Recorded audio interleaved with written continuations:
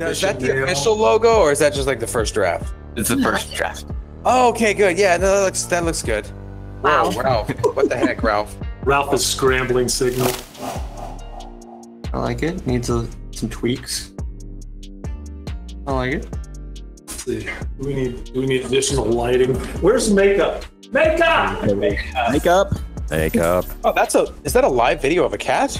I thought that was a picture. No, it's like sucking on a frog or something.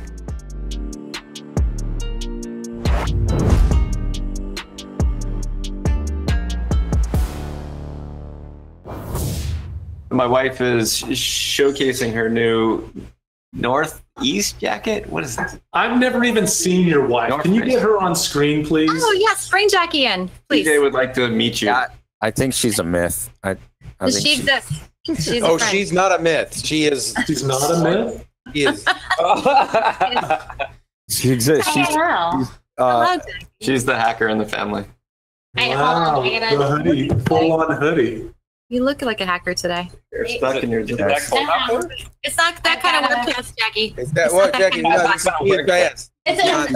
She's got all hoodie on It's a it. space cat shirt. I was going to show you guys the space cat shirt. What do you Keep our clothes on. Oh my gosh, I am like so relieved. Jason's over here Are you about to start an HR incident? Oh, man. Wearing a trench coat, everybody. Fine. Cat shirt. Hi, Jackie. Here, back to you and your meeting. Oh, it's a webcast with hundreds of people. Is it really? Yeah, but we haven't gone live yet. Oh, fantastic. It's a web class with There's 33 1,000 people just watching you do that. That's what you have to say. It's really to fill time for John to all of a sudden appear and say, "Oh, here's my slides. Let's do this." Yeah, I know nothing about SOC. I'm glad I'm here though. Yeah, we're glad It you're here. stands for. No, I'm just kidding. I absolutely know nothing about SOC either, really. We can really pull the audience and There ask we go. them. Yeah. Look at that. There you go. Analyze that sock. What kind of socks are those? Are those like the super durable ones, CJ? They're pretty durable. These are from Murdoch's, which is a feed store. So they're not They sell feet. Feet store sounds gross. Can you call it like a foot accessory No, it's store or good. something? It's good. I changed this morning. That's a weird flex. Is that like a good usage or not? Like, The Flex. It's close. Well done. Need some work. You know, now that you say you don't like something, Deb, it's all that's going to happen, right? So Yeah, business meeting. The broadcast is now starting. All attendees are in listen-only mode. Jason, Oh boy. He hit the button. that's the weirdest flexible right He there. hit the button. Who did it? My hands are up here. I'm good. I don't even know what to do with my hands. I was only touching my mouse. Brian Strand, you got to keep them in here, man. Keep the hands in. We checked all the equipment. Everything's good. We can talk to the people. Oh, okay. 43 people? Pipples?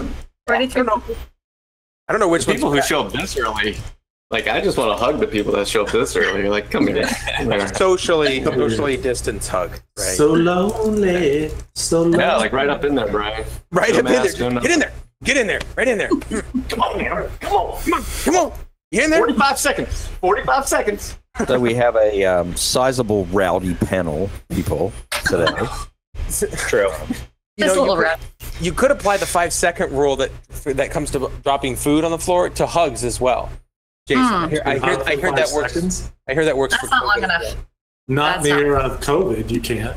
Yes, right. You got to reverse it. It's an inverse relationship. Yeah, it's right. I have to be around you 5 seconds less every day. That's the rule. So from now on, next time I see Deb, I'm going to hug her until she's uncomfortable. Yeah. Oh, that's right away. CJ's it hugs are varies- incredibly. It Yeah, varies that's it. per person. Definitely varies per person. CJ, you got like 3 seconds maybe? And I'm like, 3 seconds. I'm a 3-second man. It also varies by situation, right? If it's a sad Yeah. situation, longer hugs are more acceptable. Absolutely. If it's like, hey, I haven't seen you in a while, you got to do the quick, and then you're done, right? Because you don't want to be too emotional. That's maybe just a guy thing. I don't know. I think it's a guy thing. It's just a guy thing. Yeah. So on a sad thing, like when you've spilled your beer, you can hug for like 5 minutes. 5 minutes. Yeah. What I don't like are the ones that are the hugs, and then they keep the arms on you, and they just like lean back, and then you're like right here, and they want to talk to you, like, how you doing? Are How's you it gonna going? talk during a hug? No. Good. You doing good? Like, Who hugs you like that? That's what I want to know. my dad. My dad. Got it. All right, I just want to make sure. All right, that's cool. Let me poll the illustrious panel for a minute. Is flex Do it. a word that comes from the millennial generation, or is it more a Z generation invention? I don't even know what those two things are. Definitely Z. Z or the X. Oh, no, it You doesn't sounded come very from boomerish. X. There's no way it comes from X. So, I mean, so Jason, If you look at CJ and me, we are squarely in the X generation, and there is no flexing going on back in the X's, right? Now, there's flexing I have going some on bad now. news for you, Joffrey. Joff, uh-oh, don't do it. Don't do it. I have some really Don't bad put the news. guns away. Keep the guns away. We don't want to scare the children. I am in the baby boomer generation, according to most people. Oh, well, I okay. thought you were going to start. Wikipedia. I thought you were going to start flexing for us, CJ. I was worried. The only X that's flexing here is me. X and flex, baby. I'm Putting a X in millennial. flex. As Jason and I are at the end of the Gen Xers. We're I'm an Zennials. elder millennial. I knew I loved you guys. Yeah, that's right, Ryan. Elder millennial. Yeah. Yeah. I'm a millennial as well. I never thought I was a millennial until someone came up with like strict like years. Like, oh, you're born this year and you're so I'm like the oldest you can possibly be for a millennial, and I really don't like it. Don't. I There's a do little think it's bit of interesting, overlap though, with Gen X, I think. when you read about That's why people it's called being a like, Zennial. everyone needs. Well, I mean, everyone in the, your people that are Whoa. on the Whoa, boundaries. whoa. You Whoa. pretty much fell into the crack, right? So there's no hope for you. Sorry. Okay, sorry. boomer. Okay. No, when you say boomer, you got to address that to CJ because he's What's a millennial thing to say? Your people reference. I have to throw out the okay boomer at you. It's the topic of conversation. This is not the webcast. This is not the webcast. 39 This is the minutes. last webcast that we're ever gonna do as a company. isn't the boomer generation supposed to look at the camera? Is this thing on? No, it's Gotta have a shiny the button down below. Why is this not working? You know what? It's always the sales guy that you give the maximum amount of crap to. I mean, that's just the way. I'm about to use my superpower. Oh no. We're gonna end the webinar. Webinar end. So I'm gonna try to get us out of this. Brian, You've done comedy, or attempted, excuse me, and and it's, shots fired. Don't talk about my intelligence that way, Yes, friends. the brother of the owner of the company. Please keep going. yeah, no.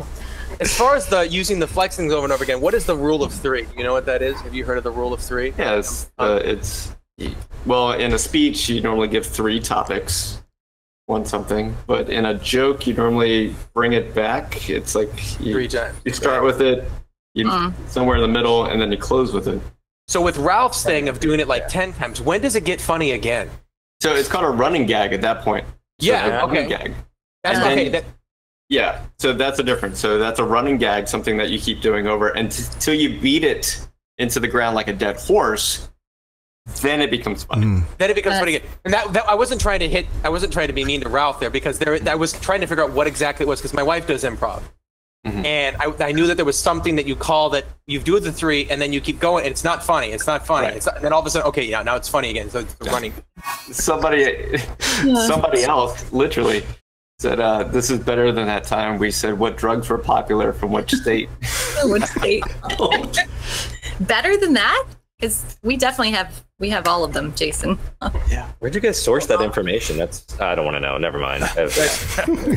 We didn't Hey, get it The audience. Off of the Crowdsourcing. dark web, my friend, off of the dark web. from our brains. So Ryan sent me this comment today that somebody on one of our videos was like, "I just listened to one of your videos for the first time, and I can't believe I just listened to such unprofessional, idiotic banter about this, and I perform stand-up comedy, and your thing about Maryland and crab cakes and heroin is the funniest thing I've ever heard. Keep it up, yo."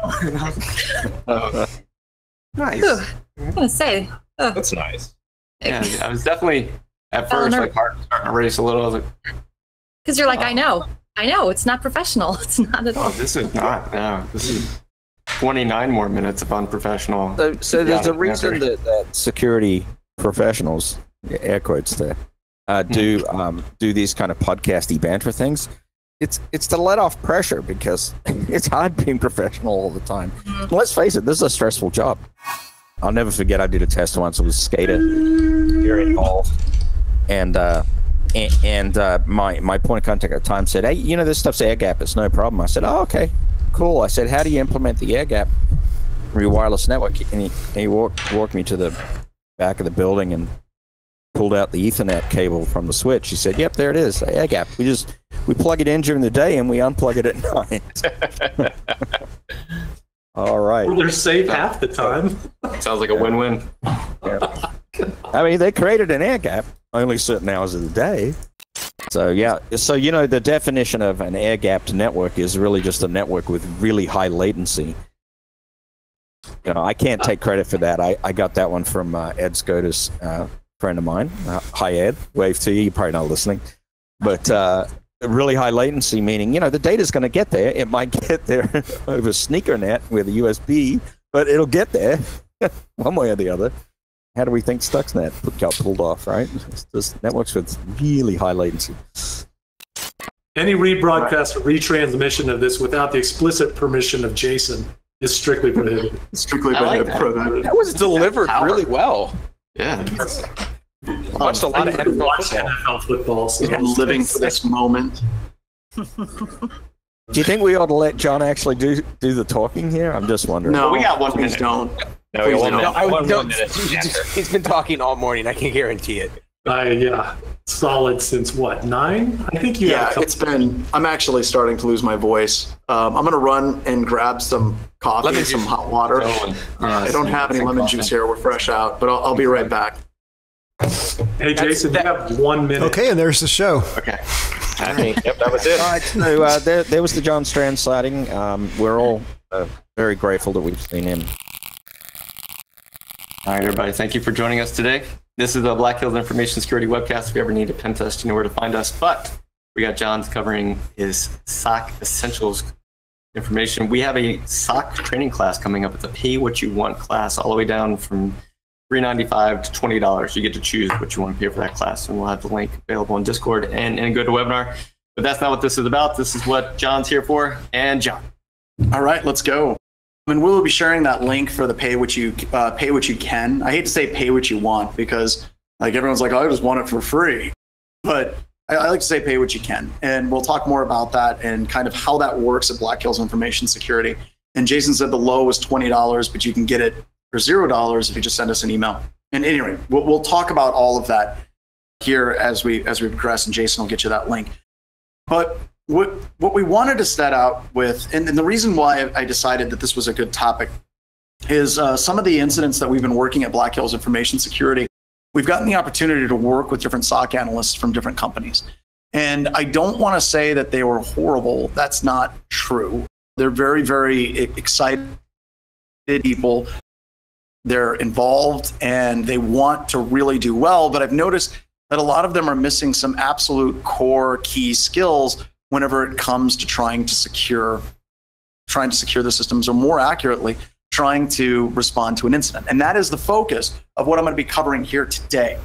We'll talk about that and we'll get through it quickly as well. All right, so let's go.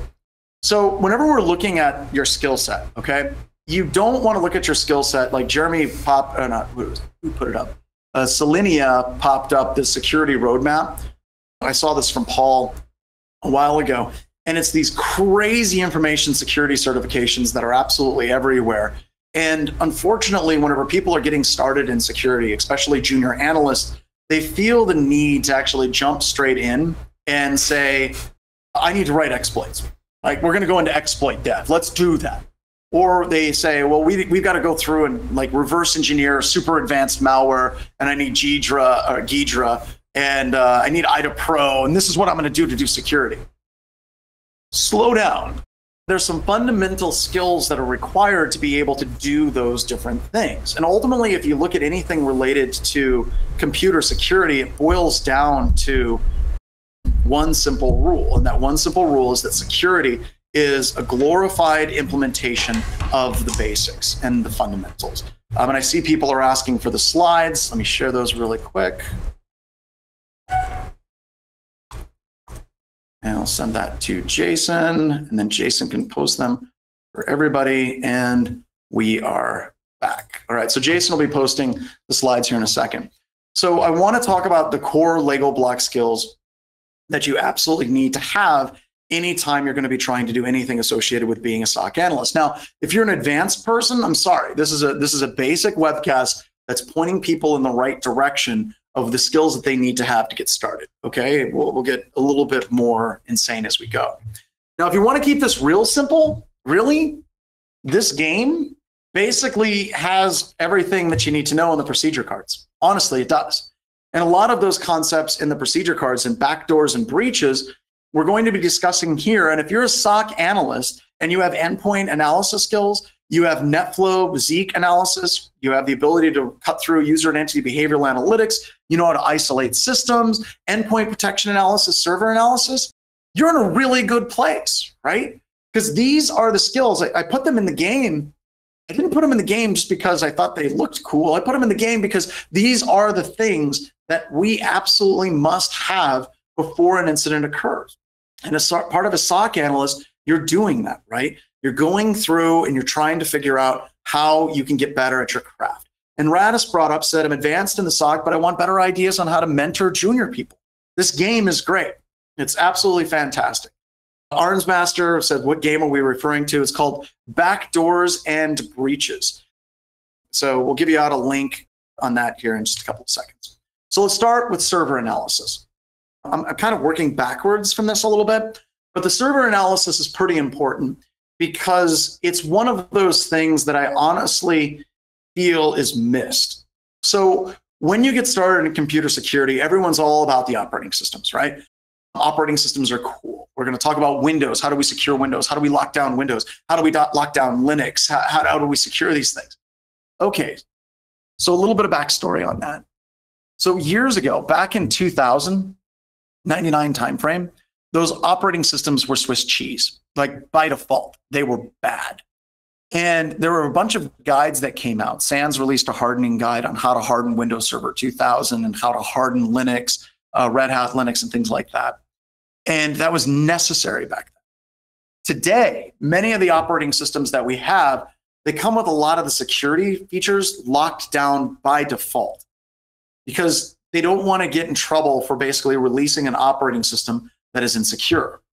And the trouble with this is everyone got so focused in trying to lock down operating systems that we still see a lot of people fighting that exact same battle. Like, how do I lock down and secure a Windows system? That's irrelevant, okay? It is. You keep your Windows systems patched, keep them up to date. I think there's a remote, that's not a 0-day, but the Bad Neighbors IPv6 DNS vulnerability came out. We're seeing those types of remote exploits are incredibly rare. And most of the time, whenever an operating system is exploited, it's exploited through an application or a service that's running on that server. So let me explain. So whenever we're looking at servers, key points that we need to be looking at are the processes, users, network connections, open ports, and logs. Now, what's interesting about this is people mistakenly attribute me whenever I say processes, users, network connections, open ports, and logs. They automatically get into that operating system mindset. What processes is this particular application using on the operating system? What users does it have on the operating system? And that's not what I'm talking about here. Instead, what I'm talking about are what are the processes and services that start up within the application itself? What are the users in the application itself? What are the network connections that this particular application makes? And what open ports does it normally associate with popping it open? So let me give you an example. If we do Apache, right? What are the services? You got the HTTPD process, right? What are the users? What are the user configs? The network connections. You might have lots of inbound network connections, but very few outbound network connections. You can start doing that analysis on that application, on that server that is running. This is different than actually looking at the operating system itself. So we're looking at all these to the server processes. And this also becomes incredibly important when you start looking at cloud security. because these processes, these users, these network connections, these ports, it gets a lot more difficult to cleanly identify them when you're dealing with a cloud-based app. But they are still the same questions that we have to ask about these particular servers as well. So how to learn this? So I wanted to give you some tips on how you get started. Hardening guides. Like this is literally how I get started, right? Whenever I was working in computer security around 99, 2000 at the Department of Interior working with Accenture, these hardening guides came out. And I would spend hours going through these hardening guides. And really, in a lot of ways, those hardening guides became the fine manual. And I hate that I'm telling you this, like as in a SOC class, that you know what, RTFM. But I'm gonna be honest, there's some value in that statement. And that's literally how I got started in computer security and learning about different applications. Another dirty trick, this is horrible, but it's true. I do a lot of consulting with companies and they say, well, we're running this particular vendor product and we want to know how to do these following things. John, can you help us? I pull down the user manual, folks. I just go through the user manual and I read it. And when you read a lot of these, a whole bunch of them, you learn where you can kind of skip over things like initial install and configuration, blah, blah, blah, blah, blah. We just kind of jump through, whatever. And then they start talking about enabling UEBA. They start talking about security groups. They start talking about default passwords. And a tremendous amount of my career is basically reading the manual, going to people who had questions, telling them what was in the manual. And then they go, that's brilliant. My God, how did you know this, John? I have the manual, 600 pages, and I went through it 20 minutes before the call looking for your specific question. It was on page 400. Now, I'm not that blunt, but I'm telling you right now, that works wonders. It is absolutely super cool, right? So where can you get these? Center for Internet Security has a whole bunch of guides, and if you're just getting started, in security, right? And you're just getting started as a SOC analyst, one of the first things I recommend is you find out what are the technologies you're using at your organization. Then you're going to go look at the CIS benchmarks and you're going to download them for free. You're going to read them cover to cover. You're going to go through and run those commands manually on another system. And if you look at this, they have like Amazon Linux, Alelium Linux, Apache Tomcat. If your organization's running Tomcat, yeah, you're going to want to pull down that guide and you want to go through all the relevant sections in the Apache Tomcat hardening guide so that you're familiar with the security relevant settings. Bind, you're running Bind DNS, great, there's a guide for that, right? Keep going, you're using Docker, you want to get started? And everyone's like, oh, how do I get started in Docker security? Great, here's a guide. Is it going to be as full featured and as wonderful as the like Contox? No, but is it going to help you understand those advanced Contox and help you understand what they're discussing in Black Hat presentations and DEF CON presentations? Yes, it is. So this becomes, if you're thinking about it as a swimming pool, if you're getting started as a SOC analyst and you want to go swimming, if you jump right in, you're going to drown. You're going to drown real fast, right? Like you might get into a meeting and be like, well, I think if we're going to try to secure this system, I think that we need to look at the underlying crypto algorithms because I had a class in college about crypto algorithms and that makes me sound smart. Everyone's going to look at you like an idiot. You just jumped into the deep end, sunk straight to the bottom, and everyone's laughing at you. Sorry. But if you start working with these guides, they're like putting on your little water wings, starting at the edge of the pool and starting to go out in a safe way. So what are some other ones? Lots of operating systems in here. Kubernetes. You want to know about Kubernetes? Here's a guide. Literally, you stand up a Kubernetes instance, and then you start going through this guide, start running through the commands. This is what you're going to do. Microsoft Azure, great. You want to learn cloud security in Azure? There it is, right there, right? So this is easy.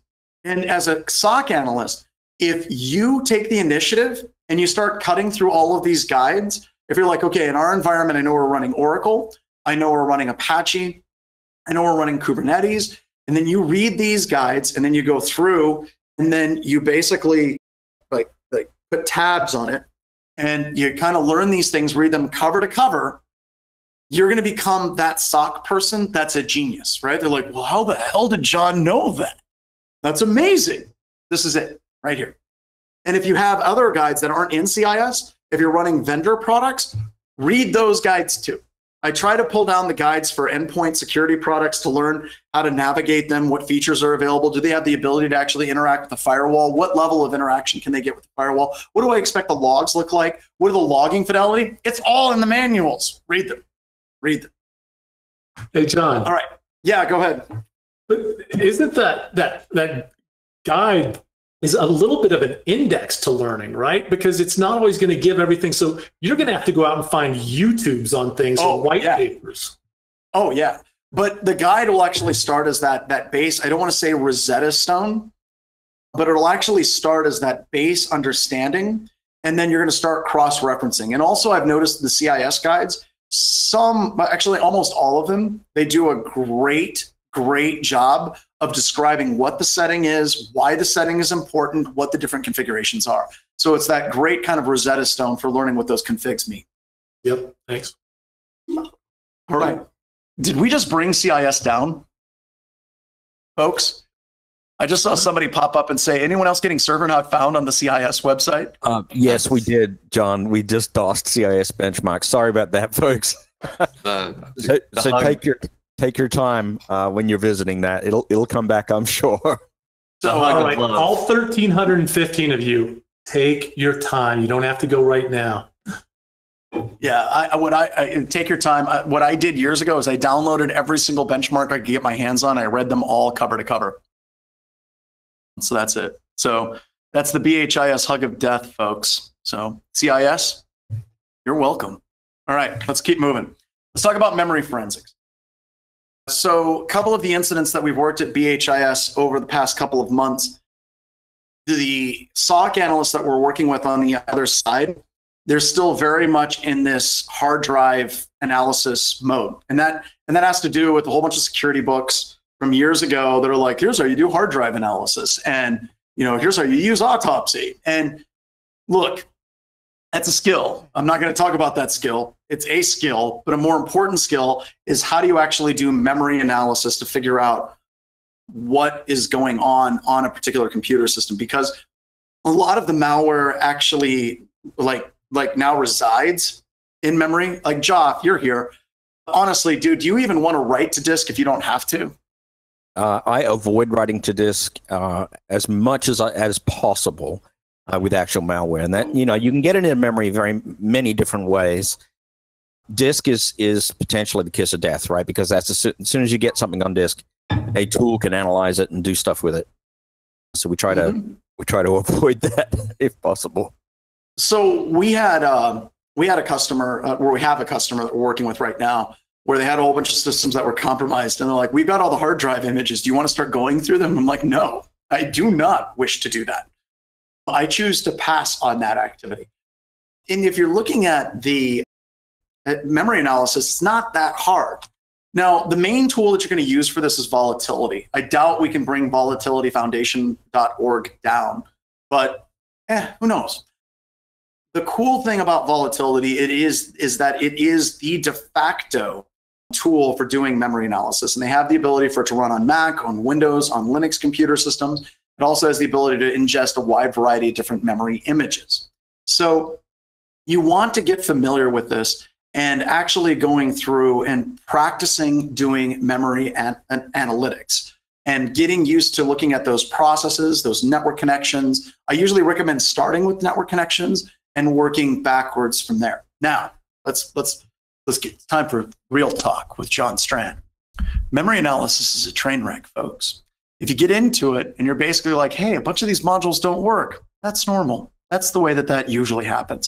That's not a bad thing per se, but it's something that you need to be aware of. For example, if you're running volatility on a modern Windows 10 computer system and you run NetScan to look at all the network connections, you're going to see that all of the processes that are Windows processes have nice process IDs and the process names. Hooray! Anything that's not, it gives you a dash. Just says, hey, there's a network connection to port 80 on some site. Who's opening that connection? I don't know. What's the process ID? Couldn't help you. It's horrible, all right? but it is what it is one of those phrases that I keep hearing on both sides of the aisles these days. But it's still key for you to be able to look at the memory from a computer system. And there's a number of ways that you can pull the memory. You can dump the memory with tools like WinPmem. That's great. You can actually go through and you can pull the memory. It's funny, there's a video using memory forensics and security investigations volatility. I actually have a link to that in just a couple of slides. So well done, Hishan XP. Well done. You can pull memory using WinPmem. You can pull the memory using FTK Imager. And if you're working on a server, you can actually do a snapshot. And you can pull suspended state files and snapshot files, and you can mount those with volatility as well. So it's an amazing utility. It's an amazing group of people behind it.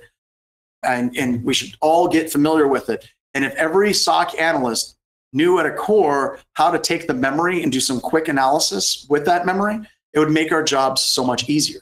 I also recommend you go learn. Now, this is good news and this is bad news, okay? The good news is there's lots of memory images for you to practice on. Lots. You have Windows XP images, Windows 7 images, Windows 7 images. Crap. See a theme? There's not a lot of Windows 10 images. And that has a lot to do with what Microsoft did with actually the symbolic linking and the mapping tables. They stopped sharing those, and then they started it back up, and then they stopped, and then they started it back up. So Windows 10 is a bit of a nightmare whenever you're trying to do analysis on these things as well. So you have a lot of memory images that you can practice with. They will not be the most up-to-date, but you're going to get familiar with what the tool itself actually does and what the different modules like DLL list, PS list, NetScan, NetStat on some older versions of Windows. You're going to get familiar with these different modules, how they run, and how to actually do an investigation on them as well. Now, I provided a bunch of links here in the slides. So when you're looking at these links, there are all kinds of links to webcasts that I've done in the past. There's webcasts to the volatility ones as well. That one is in there. That one's in there as well. So I'm giving you links that you can actually start to learn this. Now, some of the stuff is going to be outdated. Like I said, in volatility, if you're running NetStat, it's not going to give you the right data. PS tree may not work on some versions, but that's okay. And I want to explain why that's okay. Whenever you're doing SOC work, when you're doing anything in security, knowing the limitations of your tools is one of the most important things that you can learn.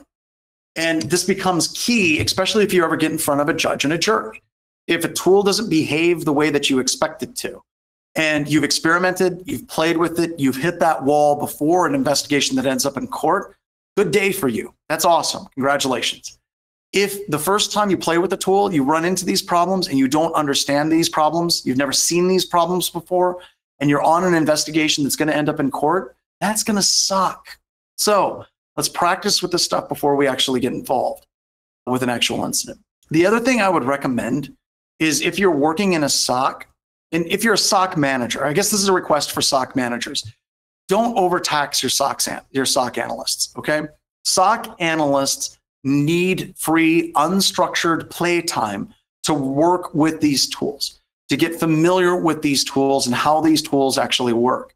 So you shouldn't be stocking your SOC and saying everybody in the SOC is working 5-day work weeks. We have the night shifts, we have the weekend shifts. You should probably be staffing at 4-day work weeks. And you should be setting it up so SOC analysts can play with memory forensics, they can play with hard drive images, they can create challenges for each other. That's one of the ways that you can actually deal with SOC burnout and make it so it's not as bad of an issue. Almost every organization I've worked with that has massive SOC burnout is pushing every SOC analyst to the absolute limit of what they can do. And we run into this too. BHIS, we're standing up HTOC and SOC services. You know, it's tough standing these things up. It absolutely is. But we need to recognize that burnout and start dealing with it before it actually becomes a catastrophic issue. All right, next thing that every SOC analyst should know is egress traffic analysis. All right, I'm serious. Like, this is so not happening right now, and it so bothers me. Now, you would expect that, right, because of RITA and everything that we've been doing with active countermeasures, we'd be really big into network traffic analysis, and we are. And there's a number of ways that you can get involved, and I wanted to share with you a couple of things that'll help you accelerate your SOC career. First one is Zeek, right? Somebody just popped in. You mean there's supposed to be more than one analyst for an entire organization? I am so sorry. But yes, right? All right, so here we go. With this, we love Zeek. And the cool thing about Zeek for you as a SOC analyst is it's something you can install at home. It's something that there's lots of resources and training that you can get, learning how to use Zeek and the different like Zeek cookbook commands that you can run with. Has a massive user base, lots of support. It's very consistent. It is amazing, okay? And I talk about it here because your organization should have it. If it doesn't have it, it should be planning on getting it as quickly as possible, right? And I know that some organizations will be like, well, we're going to go with ExtraHop, we're going to go with Darktrace. I think that that's neat, but I think the team needs to have a basic understanding of like packet captures and Zeek before they jump into those products. And this is kind of an endemic problem. And I know that this makes me sound old, but one of the big problems we have in the industry today is clouds. I like to yell at clouds. Clouds are a problem. An old man yells at clouds. But the big problem is we're buying a lot of products, and these products are hyper advanced, but the people that are running the products don't know how the products work. In far too many SOCs, the only training that they give their analysts is how to use like Sentinel-1, Cyber Reason, Cylance, Carbon Black. They don't actually teach people how to do stuff at the core operating system level. They get Fortinet, or they're running Palo Alto, or they're running all these different tools and utilities on the network side, and they don't understand basics of packets and how network connections work. That's jumping way too far ahead. And it's going to really hobble you as a SOC analyst if you're running super awesome network tool and you don't know what that tool is actually doing. So Zeek is a great way to get started. So egress traffic analysis, how would you do that?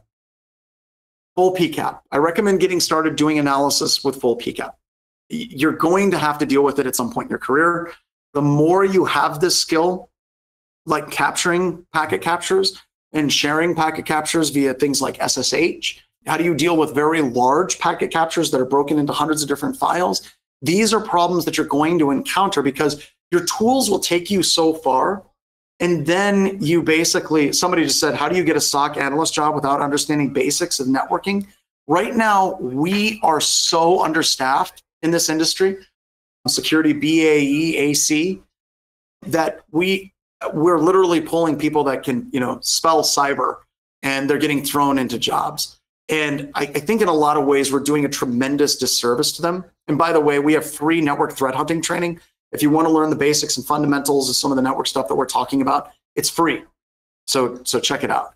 So learning how to deal with PCAPs and learning how to deal with full packet analysis using things like TCP dump is going to be huge. Wireshark, all of those tools for anybody that is a SOC analyst. Key, absolutely. And for me, working with firms, I'm spending a lot of time in the incidents that we're doing at BHIS.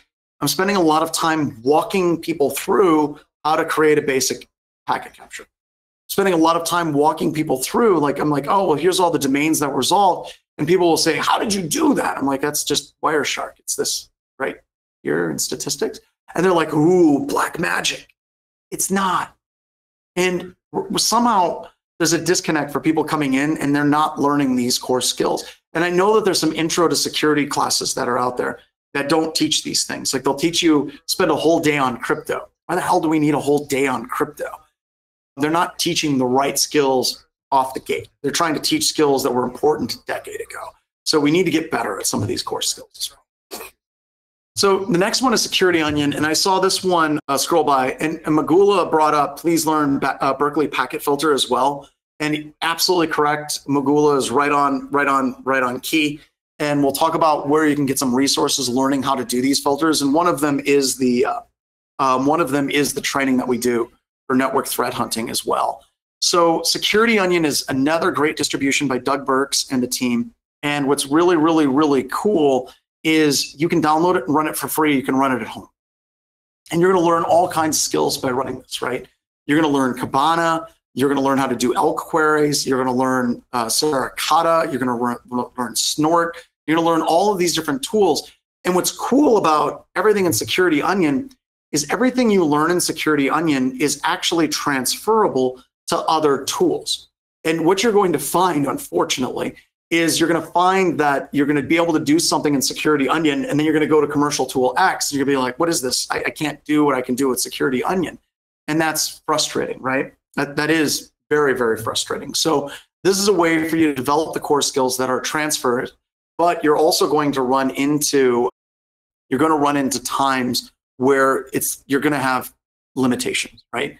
The commercial tool won't do everything that you want to do under the hood, but that's cool, because if you're a SOC analyst and you get into a situation where you've pushed the limits of what a tool can do, and now you're dropping down and you're using BroCut or you're using Zeek or you're carving through a PCAP, that's where people were popping it up. It's like, oh, are you a wizard? Absolutely. It's absolutely something you want to be in, that quote unquote wizard category that many people just aren't familiar with. And that's fun, right? We can actually do that. I just lost my Discord channel. There it is. We can actually do that, and we can get good, and we can get good at home doing this on a home network. And by the way, we had an entire webcast on building a home network with full packet capture. We can get that up for you. So I've given you a couple of links. Both of them are from Active Countermeasures. And I want to share with you kind of what we've been doing at Active Countermeasures over the past couple of months, actually. So one of the things that we've been doing is we have a ton of different blogs on, monitoring 1 gig connections. But the big things I want you to look at are malware of the day. So we have tons of malware of the day packet samples that you can play with. Now, a lot of these are generated with Cobalt Strike's malleable C2 profiles. And we generate these, we give you where the profile actually exists, and then we give you analysis with AI Hunter, because that's the product we sell. But then we also give you the analysis with free tools like Rita. We give you the packet capture files so that you can practice going through and doing this analysis on these malware specimens in a safe fashion. And the samples are relatively small. And this is actually fairly close to what you do as a SOC analyst. If you have a workstation you think is compromised, you're going to fire up a packet capture, and you're going to look at that packet capture of that particular malware specimen as well. The other link on here is the one that's our video blogs. Chris and Bill and myself and Keith and Ethan, we do a lot of free videos for getting people caught up to date with T-Shark and how to do network threat hunting, data exfiltration, and detecting it with a single command. And then we also have our training classes that we're doing for free. Basically, we're bending over backwards, folks, to try to get it to the point where these core fundamental skills are available and accessible to everybody. I've talked about this quite a bit. I'm sick and tired of entry-level gates in this industry, where if you want to get into security, you have to spend thousands and thousands and thousands of dollars on an intro security class. That's garbage. I've had it. I'm done. I'm over it. And that's why Chris and I, who have trained for years, we're spending a lot of time and effort doing free training classes. So that's why our Intro to SOC class is pay what you want or pay what you can.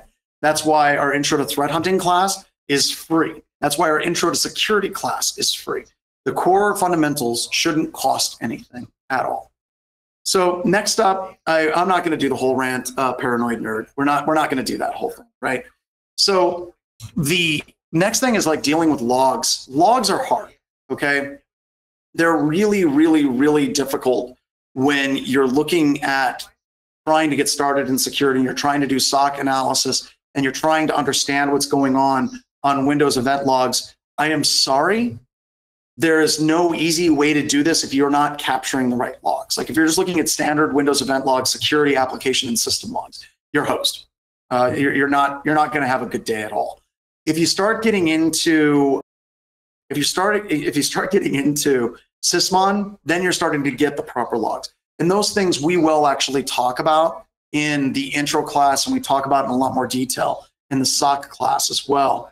But here's the problem. There's no log that says you've been hacked. There's no 666 event log, right? In Sysmon, yep, again, just say yes, make it happen. And if you look at an example, and I always use this example, and I've used it for years, if you go in and you change the security policy on a system, it never says John Strand changed the security policy. what it says is John Strand invoked privileged use and system changed the security policy. That's crazy. Like, why would it be that hard? You got to like piece a whole bunch of logs together to figure out what's going on. Also, whenever we're looking at the Verizon data breach reports, less than 5% of the detects in organizations, whenever they detect that they've been compromised, are actually coming from logs. So we're getting into huge problems with percentages. And yeah, like Linux logs, not much better. Bash logging, awesome. Turn it on every system that you have. It's great. All right, so what about user and entity behavioral analytics? Well, that's getting us better, but still, as a SOC analyst, I have this slide that talks about false positives here in a second.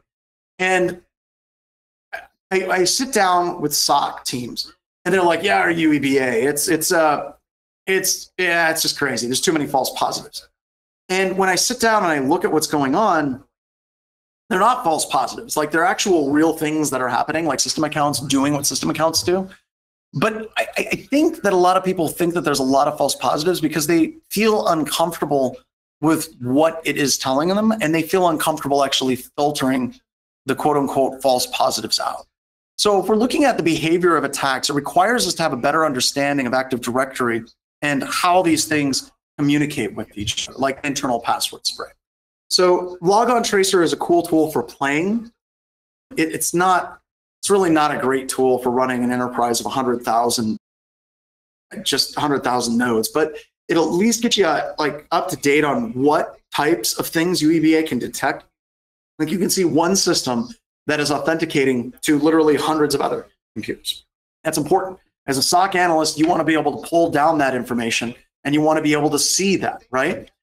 And the key event IDs, if you're a SOC analyst, start here. And the reason why I started with these is these are the key ones that are used in Logon Tracer.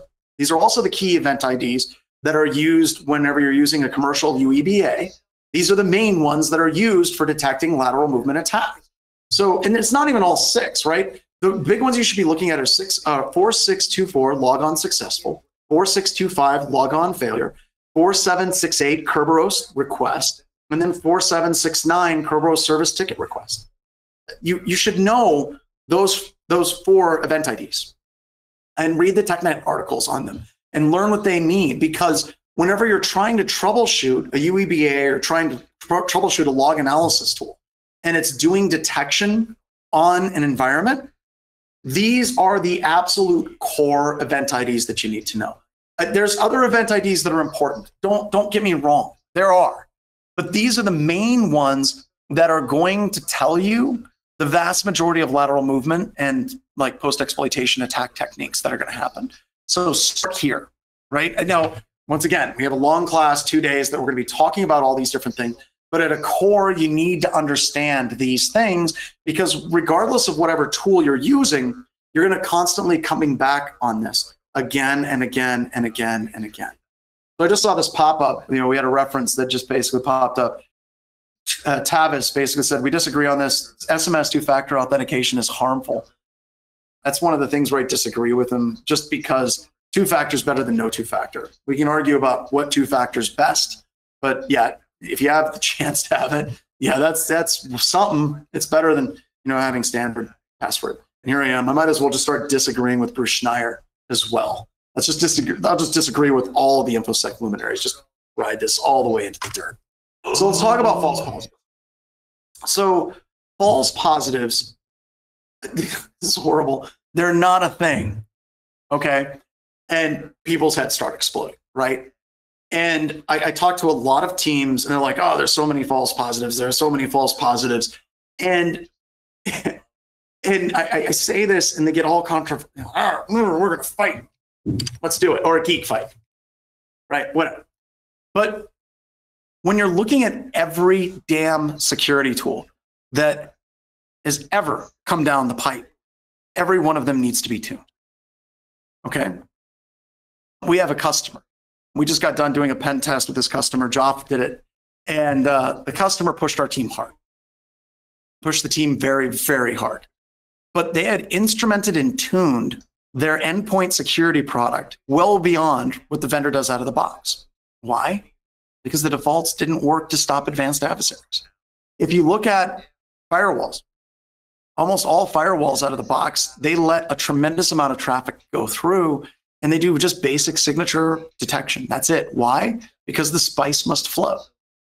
So when you're looking at tools that have quote unquote low false positives, that's not what you should be worried about. You shouldn't be worried about false positives in the dead of the night, waking up being like, oh God, there's a lot of false positives. You should be terrified of false negatives.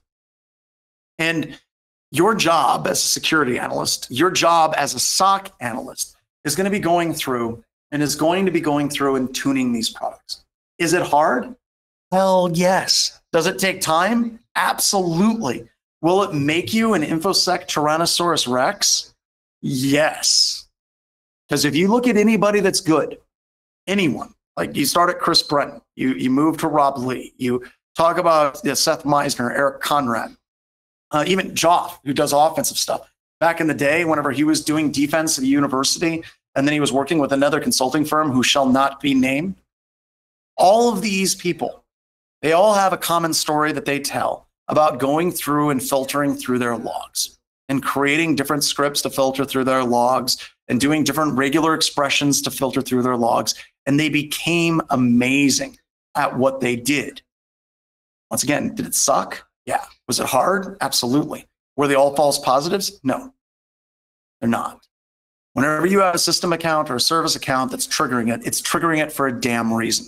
You can go through, analyze it, say, yes, this is in fact triggering multiple logons to multiple different systems. I expect this behavior. Now I'm going to create a filter, and then I'm going to keep going. And then you work through it. This is hard, right? It is usually a problem of tuning. It is usually a problem of understanding the network. And at the end of the day, this is our job. I'm so happy that Ingenuity got my reference to Predator. All right, I have some links here for some different websites that you can look at. We have Elk and we have YouTube videos, tons of things available for you. So check these out. I saw some people, I think it's kind of funny. And there's some people that are new to our webcasts. They're like, oh my God, they're giving out so many links. I'm getting overwhelmed. Welcome. That's the way our webcasts go. So Deb is sharing out all the links. All right, now let's talk about endpoint analysis. I struggled with this one a little bit, just because it's more on the endpoint security analysis, because if you're trying to get into the SOC industry and you don't have Cylance, you don't have Carbon Black, how the hell are you going to get a job if you've never used any of those products? And there's some amazing things that are actually available to you. So let's start with the basics. One, I can't recommend the stuff that Eric Conrad and Seth Meisner release enough. They are two of the finest SANS instructors on the face of the planet. You should go follow them on Twitter. You should take their classes. And they're not only just great instructors, they're just all around great people. And Eric Conrad released this tool called Deep Blue CLI. So what Deep Blue CLI does is you feed in event logs where PowerShell logging is enabled, and it will go through and automatically detect a wide variety of different attacks. It's great for a SOC analyst, especially if you can enable PowerShell and command line logging on your workstations, because it's going to kick that SOC analyst up further ahead of the curve for detecting evil on that computer system. So please, please, please check it out. It's amazing. Deep White CLI is basically taking Sysmon event logs and then doing the same type of analysis. So if you're a SOC analyst just getting started, these should absolutely be two tools that are in your chest. Two quick tools that you can run with. However, those tools aside, you also need to learn the SANS cheat sheets. I'd recommend you learn the Linux cheat sheet and the Windows IR cheat sheets, and you need to learn them cold. You need to be learning, task list space /SVC, task list space /M, task list space /M, and a DLL. You need to be learning WMIC process list full, WMIC QFE list full. You need to be able WMIC get last startup time. Like, you need to learn these things, and you need to learn them not necessarily cold, but you need to be very, very, very good at as many things on these cheat sheets as you can possibly get. Once again, a lot of SOC analysts at this particular point, they start to get bogged down because this is a lot of crap, right? And they're like, you know what? It's just easier, man. If I just learn Sentinel-1 or Carbon Black, and then I'm good at that. That's good enough. No, it's not. Sorry. almost all the incidents that we're working right now as part of the IR stuff. Like I'm working on one right now with Jay Ham. Jonathan Ham will be doing some training and stuff with us in the near future. And he's amazing, by the way. He's one of those absolutely outstanding instructors. And yeah, those get us in the ballpark, but it's part of the reason why this webcast came about is there's times where Jonathan and I roll up our sleeves and we dive into the command line, we dive into packet captures, and then the SOC analysts that we're working with and the customer are just like, what is this black magic? And it's not black magic. It isn't. It's some basics and fundamentals, and we need to get better at this stuff. So you can pull down these SANS cheat sheets and you can go with them. And then I've got the links here. Windows command line research results, ultimate list of SANS cheat sheets, and then some YouTube videos on initial analysis on a Windows computer system. So you've got a lot of links that you can work with as well. Now, as I said, this section was kind of hard, right? Because if you're just getting started in security and you've never worked with an advanced EDR, many times it is required that you have some experience with an advanced EDR product. And the problem with advanced EDR products, up until recently, you couldn't get them at home, but now we're starting to see some home versions, but still that costs money. So what's really, really cool is we've got to take a step back and we've got to understand that all of this is part of overlapping fields of view. And for you as a SOC analyst, your goal is to get good in as many of these different field areas as you possibly can. Now, let's spend a couple of moments and let's talk about what this sets you up for. If you're good at AV EDR, you're good at NSM, you're good at UEBA, and you're good at SIM, and you're good at analyzing the endpoint, and you're a solid, good, young SOC analyst or an older SOC analyst, and you develop these core skills, you're going to develop a path. Either your path is going to move to incident response and forensics. That's where, SOC analyst jobs usually don't pay that well. I'm sorry. I apologize. They just don't. They're usually looked at as entry-level jobs. But if you want to progress beyond it, then you can move into forensics. That pays really well. You can progress beyond it and you can get into IR, and that pays really well.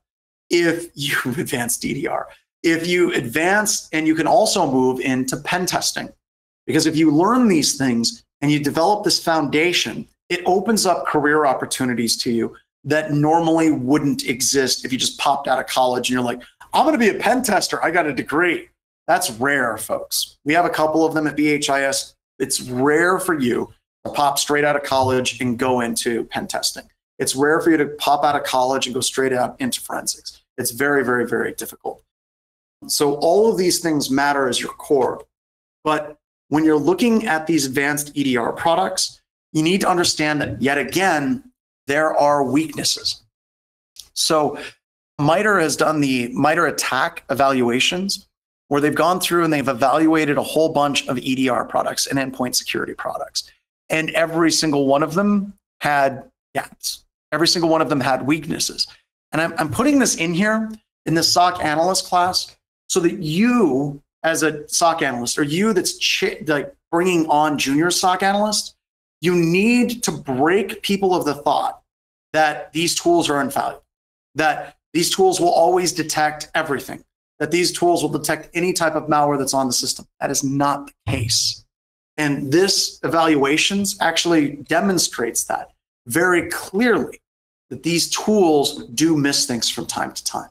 And if we work with that idea that there is a blind spot, the blind spot exists, and we're going to try to work around that blind spot by looking at multiple different types of tools and overlapping visibility, folks, you're starting to get to the point where you're a fine SOC analyst and you have some really, really cool things that you can do. All right. Now, to play at home, how do you do this?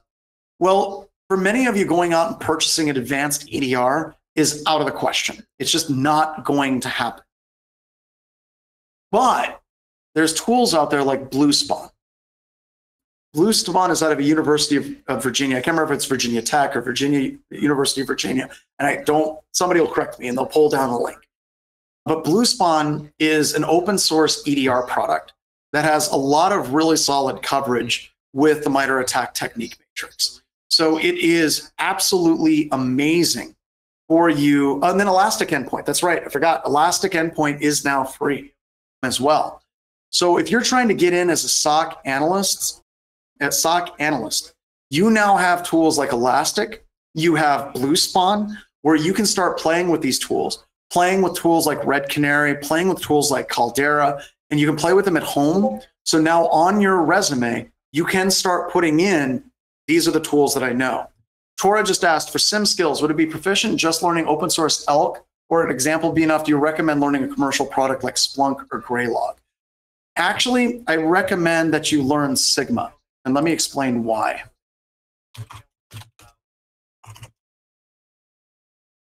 So the reason why I recommend Sigma is a generic format of event logging, and then you can write the rules in Sigma language, and then the rules are automatically cross-portable to like all the major SIMs. So you can basically write a rule, and then you can basically convert it to Splunk. You can then convert it to Elastic. You can then convert it into Logarithm. You can convert it into a bunch of other different types of platforms. So this really allows you to develop that one kind of ring to rule them all, where you're learning this core signature language that then allows you to port your rules over to other formats as well. There you go. So with Blue Spawn and Elastic, you now have the ability to start doing analysis of attacks on your system. You now can go for a job and they say, well, do you have any experience with EDR? Yes, I do. I have experience with Elastic. I have experience with Blue Spawn. What did you do? Well, I fired up Blue Spawn, and then I ran Red Canary, Atomic Red Team, and I was able to detect the attacks. And I learned that is going to put you at the very tippy top of that list of candidates that are coming through as well. All right, let's talk about lateral movement. So just a standard exploit, I've used this slide set quite a bit. But when you're looking at standard exploits, this is how most people focus on IR.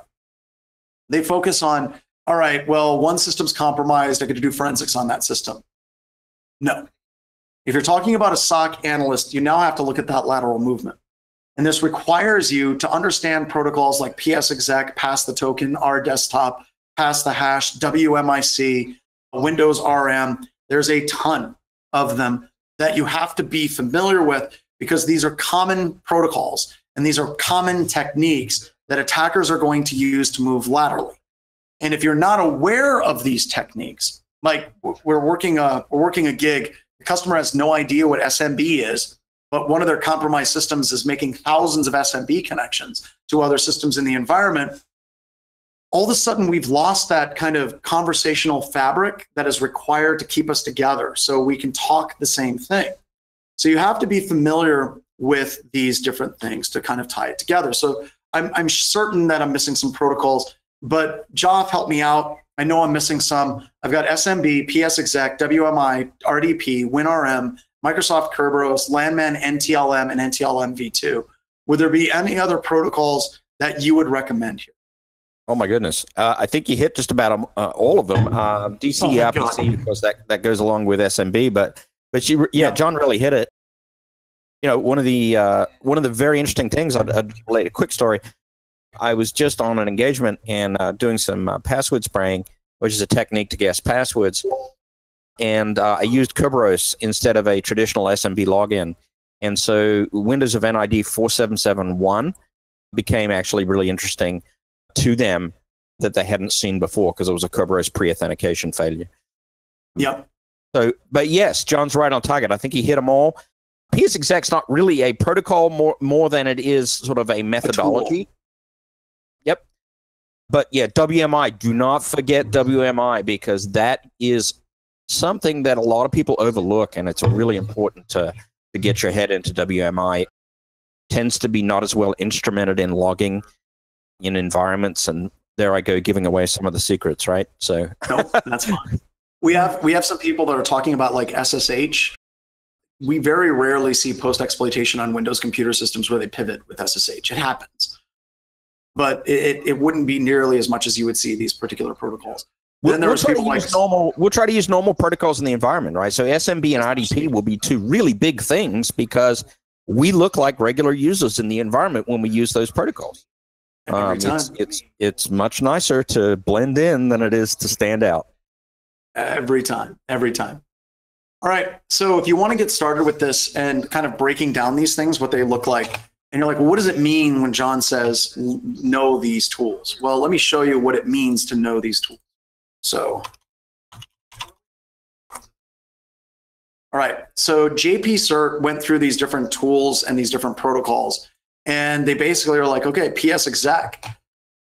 Overview of what PS-Exec is, the operating systems, the communication protocols and ports that it's going to use. What do you get from the logs? What do you get for standard event logs? What do you get for sysmon event logs? So you're really learning, like prefetch. It shows up in prefetch, right? What are the registry keys? The destination system. What does it look like on the destination system? So you get the opportunity to not just sit there and be like, okay, I'm going to fire up Wireshark, I'm going to read a blog. They actually have already done a lot of that work for you. And I don't require you to like be able to rattle this crap off. Like I want the RFC for PS-Exec and SMB. It's like, that's stupid. But if you can say, well, wait a minute, I've got this website that I go to that has all this information, it breaks it down for me. Can I check it out? Hell yeah.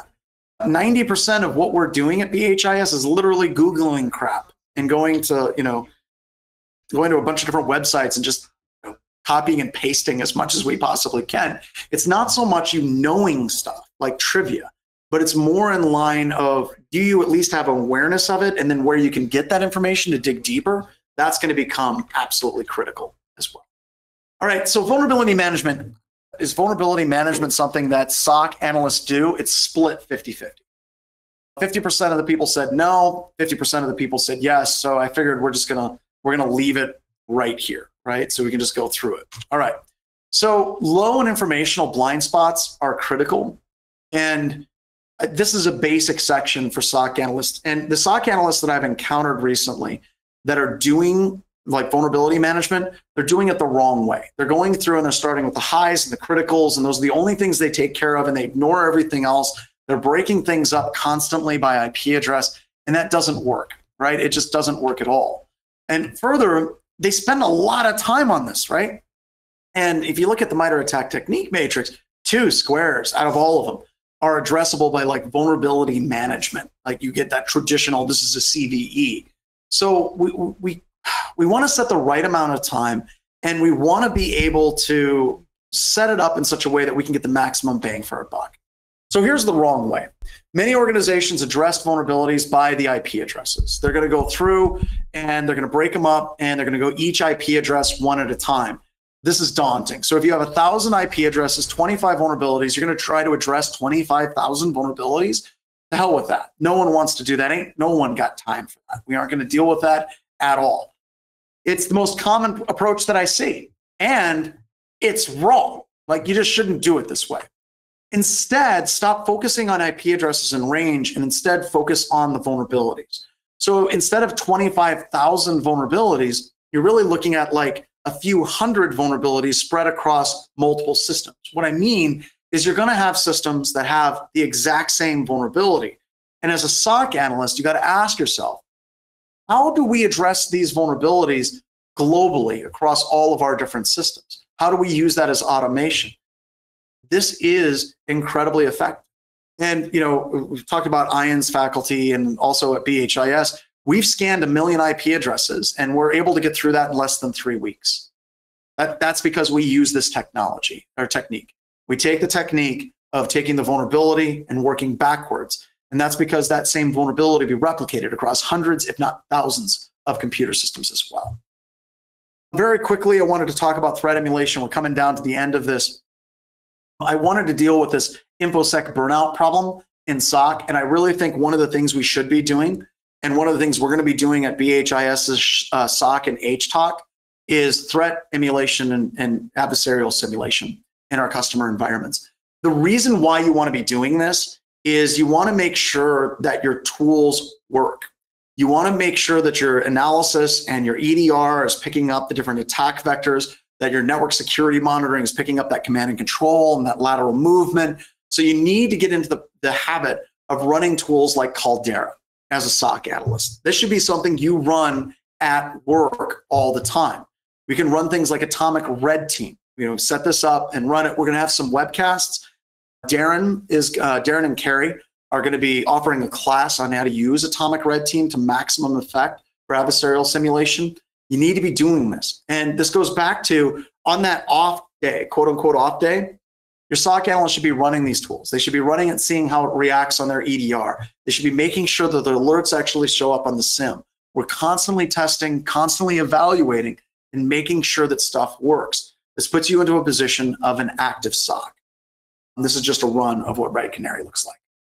All right, things that are hard though. Things that I can't seem to teach. I have a really hard time teaching people to keep digging.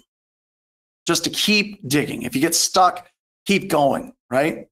Ping port parse, basic troubleshooting. Can you ping the IP address? Is the port open? And then can you parse any error messages or can you parse the command? This is basic fundamentals.